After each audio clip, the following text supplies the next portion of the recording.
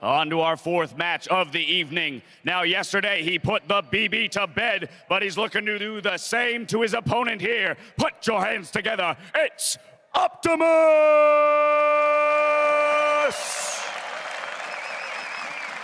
And on the other side of the Howling Abyss, representing Team Ice, well, his bullets, they never miss. It's Uzi!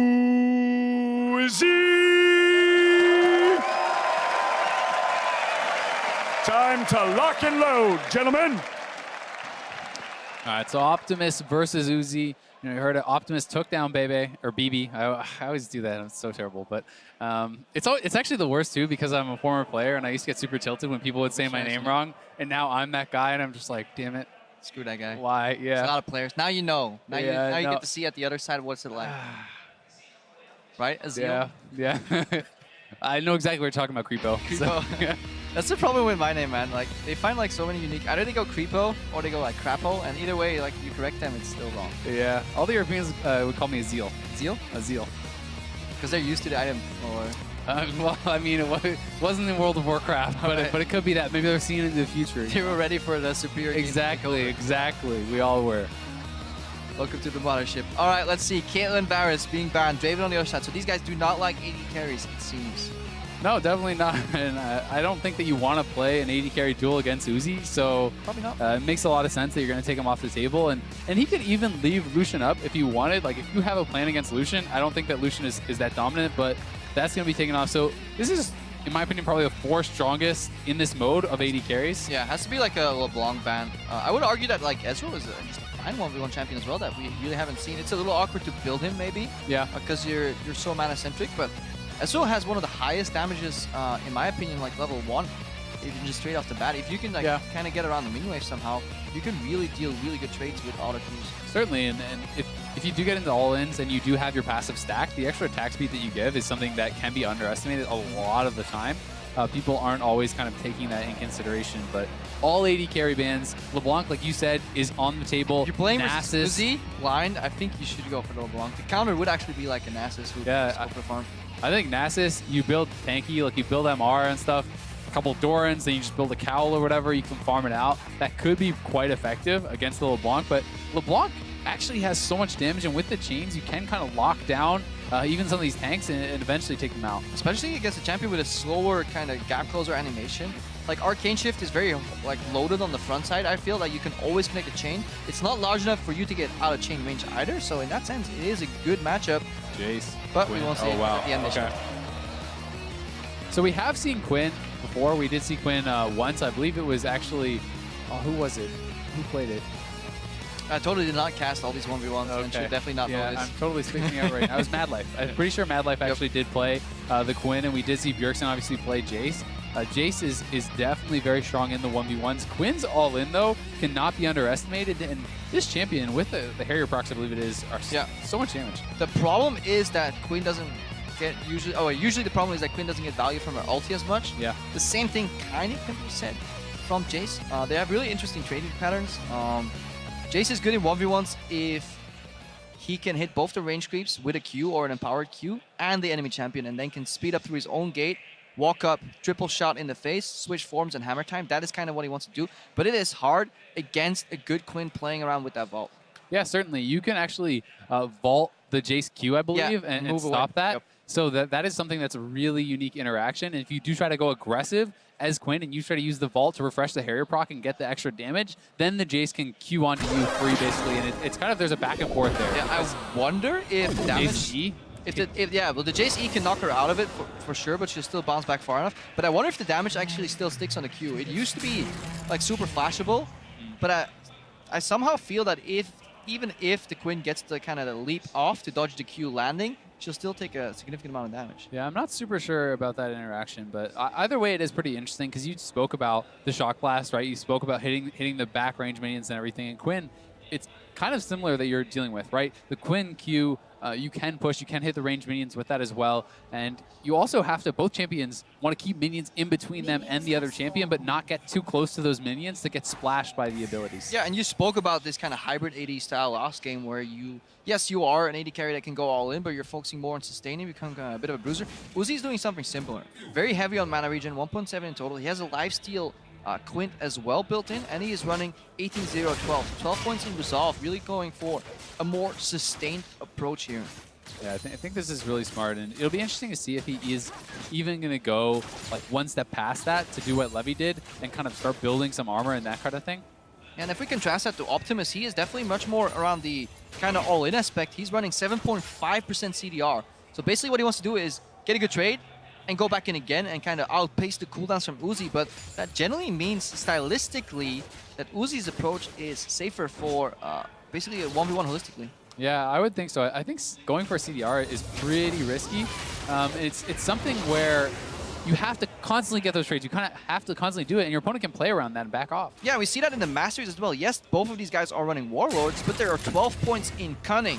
Yeah. That's the middle tree for people that actually don't know what they're called, which is basically the all-in aspect, you know, where you run things like the Green Father's Gift or Merciless, which basically gives you much more execute damage. Yeah, and even I believe it's Assassin Mastery, which is the extra damage. So he has the Ignite too. So everything speaks about the fact that he wants to all in. But the problem with that is it becomes pretty choreographed. When you see your opponent is running CDR, if you click on them, you see that kind of thing. You see that, you know, he is running Green Father's Grace, all this. You just know that you have to play a bit more defensively. And then stylistically, how do you beat that? Well, you just pressure him and you get some allies, right? And those allies are the minions. And because as Uzi, you can have more liberties when you're pushing. You can take some damage, sustain it back up. Whereas Optimus, he really wants to hold himself for that one big moment.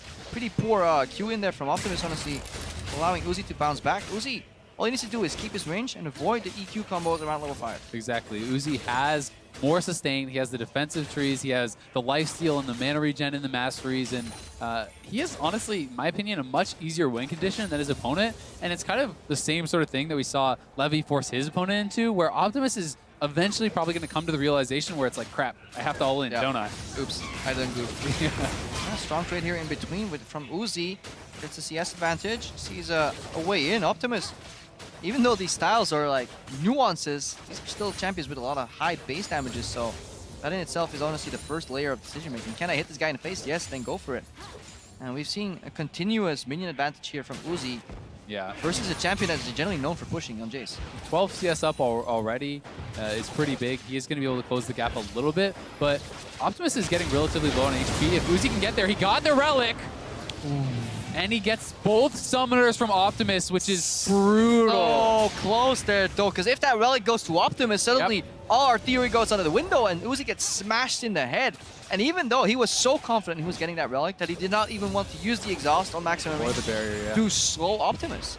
Yeah, and that's the fact is it wasn't even really that close because he still has both the summoners. He did get a little bit low on HP, but now he bases. He's going to have a much better buy, I would assume here. We'll see what he decides to spend all his gold on. So it's going to be pretty aggressive. Not going to go for the cloth armor route. I actually think that after you could argue with it. Yeah, I think that when you're already this far ahead, your opponent has already kind of blown his summoners and stuff. You can definitely afford to go for those more defensive routes. Yeah, unless you're Uzi and you just feel so confident in like knowing the damage range that you can optimize your style. This is probably like a higher yield but lower variance if you go for the sword. Yes, you get screwed if you mess up, but if you keep the push going, then obviously you can lock this Jayce on a turret and he has nothing else to do. And the fact of the matter is, when you're 2 summoners to 0, Uzi might just want to kill this guy, right? Like, people, yes, winning on CS is super legit, but you'd rather kill the guy, I mean, right? in front of the crowd has definitely shown us what they think about somebody who plays for CS. The crowd wants blood.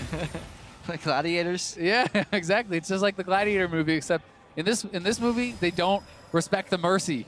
The mercy of leaving your opponent alive and killing only the minions. Thumbs down every time. Thumbs down every time, yeah, exactly. This is actually like a hidden thing that's overlooked as well. There's no safety in brushes versus the Quinn, obviously, since you had that reveal. Map hacks. Good poke from Optimus. Answers there on Uzi. Uzi looking for some sustain before he goes in again. Good vault. Good answer on the trades. Every time Uzi vaults, he's getting a shot blast in the face. He's going low right now, though. Tag. There's the exhaust. He's looking for the kill here. Should have it. So well played by Uzi. I think that this is like what Levy did, but one step better, Yeah. right? He had the win condition of the 100 CS. He outthought his opponent. He had better build. I think he had better runes and everything to set up, and then he just kills the guy. You were blocked by the cameras. You're like, how do I get this? Yeah, anyway, okay, walk around, walk around. Yeah, and it basically, like, it was very seamless. It feels like he was kind of like outplayed. second nature. Like, I don't think he, as a player, is thinking about, oh yes, right here, because if I make that trade, obviously it's for this like big, broader concept. You see the final trade again. It's at this moment Optimus knows like he's going down. There's not much he can do. Even for good measure, showing that his barrier was still up at the end from Uzi. Yeah.